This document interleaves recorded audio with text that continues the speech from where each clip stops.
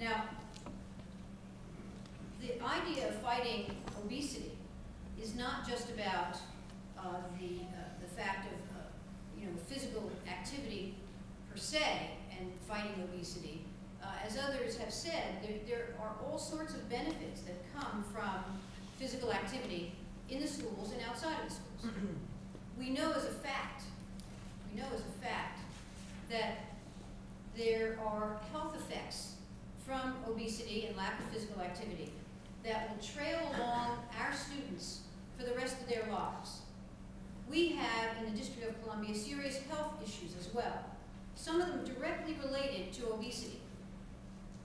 We may be facing the first generation that has a shorter lifespan than the previous generation, and a lot of that has to do with this very problem. In addition, there are all sorts of social benefits. My children, who are now grown, were involved in sports. They were involved in sports not only in high school and lower schools, but also in college. And as a result of that, and because I had coached some of these teams before they knew that I didn't know what I was doing, I even became a soccer referee of all things, certified. So if anybody's misbehaving, I can pull out a red card.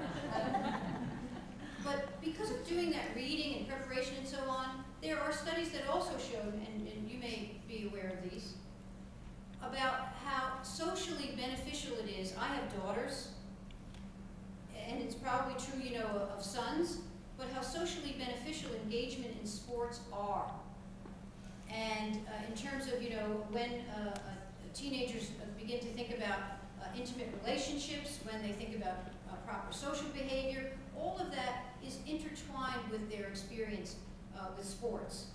And, being a coach, I, especially, of girls, and because, my hero in life is not a person but a statue, it's a Title IX. Seeing my girls and the other girls on the team, as they gathered in the most natural way and put on their shoes and put on their stuff and went out to the field and just knew what to do and practiced, I can't tell you, sometimes it would actually bring a tear to my eye. But we know that physical activity has all of these sorts of benefits. Now, when I became a member of the District of Columbia Council, we're kind of lucky here because we often talk about what we can't do because we're in the shadow of Congress. But there are a lot of things we can do, as a matter of fact. We're a unicameral legislature, one house. There are 13 of us. We function as the state, county, and local legislature. And therefore, guess what?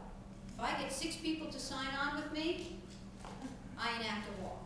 And I've done lots of that. It's kind of like a narcotic. But there are lots of things to do. There are lots of things to do. And in this area, I was motivated by 2 principles. One, and I'm a member of the Education Committee, but I don't head it, so you have the benefit of your colleagues to help you move forward. The first fundamental principle is that when we take children in school, we have custody of them and responsibility for them. We are fiduciaries to them. The language that we use in the law, parents patriae, we are substitute parents. They are in our care. Now, in terms of academics, one of the things that motivated me to support our change in how we do education is that we were taking children in some parts of the district, children at an early age who were ready to learn and could have productive lives. And we would take those children and put them in our schools, and at the end of the process, if they even graduated, we had, in effect, we had disabled them from becoming productive citizens because we did such a poor job with their education. It might have been better that they had been left out on the streets. That's criminal. But in focusing on that, we shouldn't forsake the other. And my idea about this is that we take the whole child into our custody. And that means their health and their wellness. And so we can't simply focus on the academics. We have to do both. They are completely in our care.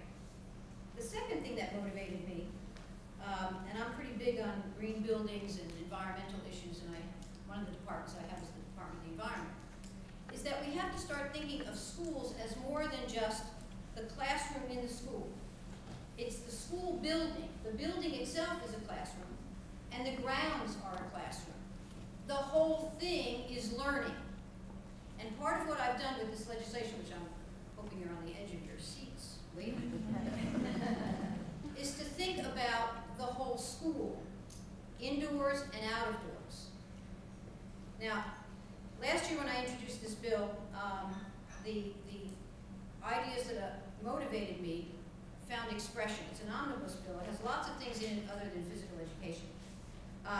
It substantially is aimed at improving health, wellness, and nutrition in the schools by a number of things. First of all, improving the quality of school meals, establishing a farm-to-school program in the district, increasing exercise and physical activity, promoting the existence and education benefits of school gardens, recycling programs, energy reduction, and other green initiatives, and improving school health and wellness programs. We want to have better nutrition. We want to learn about nutrition. We want the children to understand where their food comes from.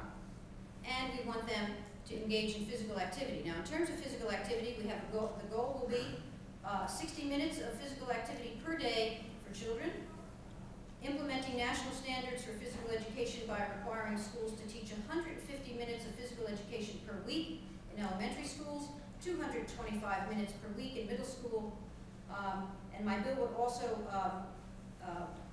require that we triple the amount of physical education in DC schools overall.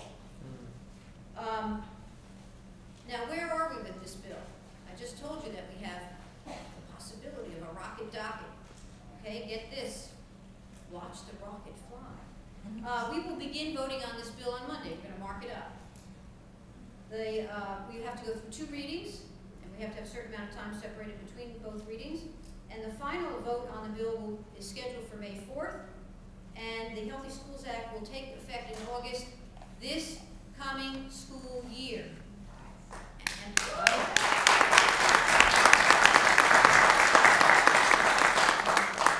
And I can tell you, as I stand here today, I guarantee this will pass the District of Columbia Council, be signed by the mayor, and be implemented in our schools. I've been working very closely with the Chancellor and with other school officials who are involved, working very closely with, I don't like this word, but they use it all, stakeholders. And many of you in this room have been helpful to us, and I thank you for that. Some of you have come before the council to testify on this bill.